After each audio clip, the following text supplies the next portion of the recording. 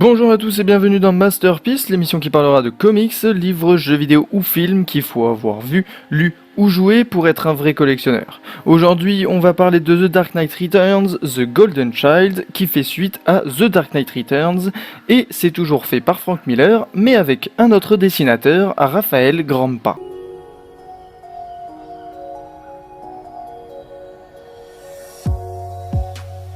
Alors qu'une élection approche et provoque un soulèvement sans précédent au sein de la population de Gotham, Batwoman, Superwoman et son jeune frère tentent de lever le voile sur la panique qui s'empare des citoyens de la ville. Rafael Grampa a voulu rendre hommage à l'œuvre originale, The Dark Knight Returns, qui a été fait par son acolyte. Et à vrai dire, c'est réussi. Les paysages sont beaux, il y a des planches parfois qui sont plus faites pour montrer que c'est un bon dessinateur et qu'il sait bien dessiner, avec des planches à base de grands discours et d'une pose telle une scène de présentation de personnages dans un film, mais cela reste dans le thème du livre. Dans l'introduction de cette vidéo, j'ai dit une suite de The Dark Knight Returns, même si pour moi ce titre est juste fait pour vendre. Car soyons bien clairs, au début on a, dans la chronologie de l'histoire, Batman année 1, Batman The Last Crusade, ensuite il y a The Dark Knight Returns, puis The Dark Knight Strikes Again, et enfin Dark Knight 3, The Master Race, qui d'ailleurs à la fin laissait un espoir plutôt intéressant sur le point de vue des autres civilisations pour les humains. Tandis que ici, l'histoire commence par Superwoman qui ne voit plus aucun espoir pour les humains. Or, la fin de The Dark Knight 3 était justement que Superman apprenait à Superwoman d'aimer cette civilisation pour laquelle elle se bat.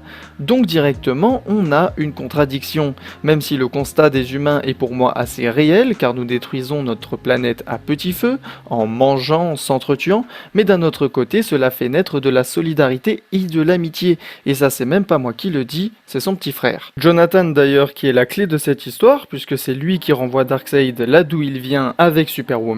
Donc pour vous dire que du coup, elle a beau avoir un mépris incontestable envers nous, et ben elle se bat quand même pour nous. C'est qui est pas vraiment cohérent, puisque dans Master Race, justement, elle se battait contre nous, car elle avait une mauvaise image, donc ce qui était normal. Mais là, non, elle a une mauvaise image, mais elle aide quand même Batgirl.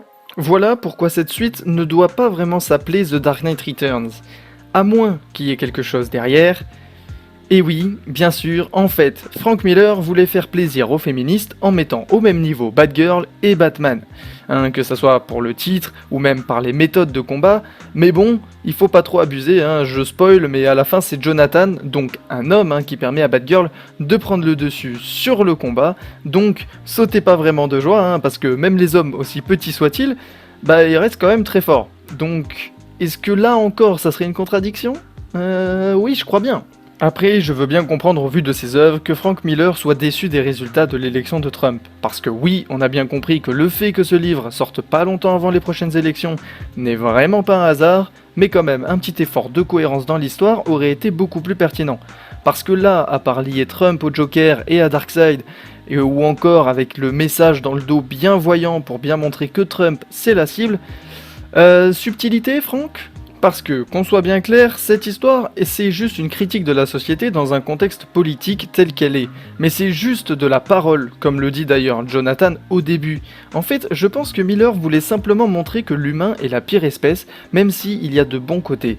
Mais à part le dire, rien ne changera réellement. Le Joker reviendra, Darkseid reviendra, etc., etc. Comme un cycle, comme le cycle de la vie qui est décrit par Superwoman et le fait que notre vie n'a aucun sens à part se reproduire. D'ailleurs, je n'en ai pas parlé, mais oui, le Joker est de retour. Attendez, comment ? Pourquoi ? Et Darkseid s'allie avec le Joker ? Pourquoi ? De plus, malheureusement, il y a toujours une manipulation des masses, de la propagande faite par les réseaux sociaux et les médias traditionnels pour les présidents qui n'en sont aujourd'hui plus vraiment, ils sont beaucoup plus des dictateurs. Mais un espoir reste, c'est la liberté de penser de chacun, individuellement, et c'est ce que d'ailleurs Batgirl veut incarner, du début jusqu'à la fin de l'œuvre. Mais comme elle reproduit trait pour trait les gestes et la philosophie de son mentor, est-ce que elle aussi ne serait pas manipulée, influencée ? Donc ça voudrait dire que la liberté de penser par soi-même est littéralement impossible. Donc, en fait, elle incarne quelque chose dont elle n'est même pas l'exemple. Ce qui revient à dire que la phrase finale est totalement fausse et que la Terre perdra. quoi qu'il en soit.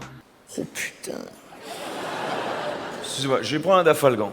Maintenant, sachez que ce livre a été fait dans une optique bien précise, qui est de préparer les prochains héros, avec Batgirl, Superwoman et Jonathan Kent. Voilà pourquoi il n'y a pas de Batman ou de Superman, mais cette introduction est nulle. Car je vois plus cette œuvre comme une envie de Frank Miller de cracher sa haine sur les humains et ses choix, qu'ils soient électoraux ou pas, plus qu'un récit intéressant. Car pour moi, il y a beaucoup de points noirs qu'il va falloir éclaircir. Après, comme je l'ai dit, c'est une introduction, alors à voir le prochain ce qu'il donnera. Mais si le prochain ne rend pas hommage au précédent, comme celui-là, eh bien, comptez sur moi pour vous le faire remarquer.